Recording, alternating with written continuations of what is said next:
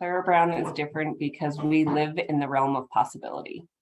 Being an entrepreneurial focused school, we don't focus on just kind of traditional character traits in kids. We're looking at an entrepreneurial skill set that is very intentional around taking risks, around staying curious, around recognizing opportunities, critically thinking, collaborating. Those are things that no matter what our kids end up doing with their lives, they can be prepared for whatever that job is that doesn't exist yet, because they will recognize that opportunity. They'll be able to take a risk. They'll be able to think critically about it. And that's, I think, what's special about it. Because I was a very disengaged student myself, I did not like school. I didn't want to read. I didn't see the relevance. I was very disengaged, particularly by high school. And in elementary, it was just traditional and going through the motions. So it wasn't like fascinating to me at all. Nothing about school was fascinating. And then when I became a teacher and I started doing things kind of differently with my kids, and I started creating things that they were interested in, or opportunities for them to be outside of the classroom, or to bring different people in, or give them just different opportunities, more and more I started to realize, like, if I can do that with a small group of kids in my classroom, like, what if, like, the dream of, like, what if I can do that with a whole school? Like, that's mind-blowing, right? That's amazing. So I think for me, it was about tapping into the fact that I deeply believe that all people really like to learn. It's just school that they don't like.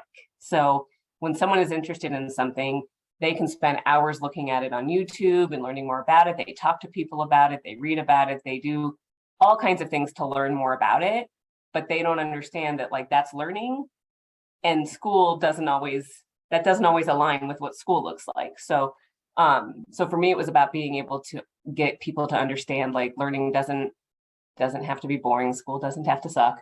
And realizing that they can achieve and be and do things that they never even thought were possible if they have the right circumstances and the right support.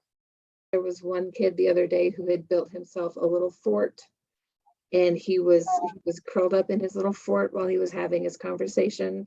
And it was like the most comforting thing to him to have the opportunity to do that. And it made the conversation much easier. And, and I don't listen to them, but you can tell the tone. And, the instructor who was there was very patient.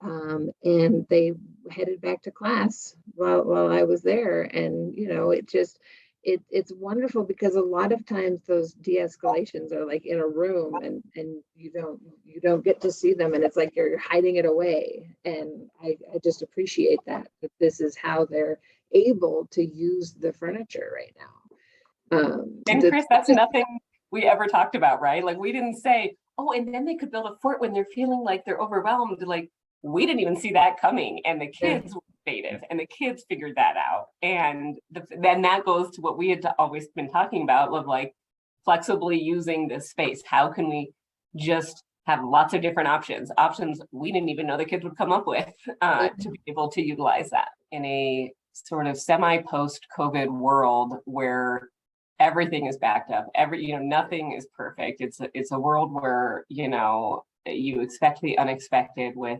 delivery and setup and all of those things.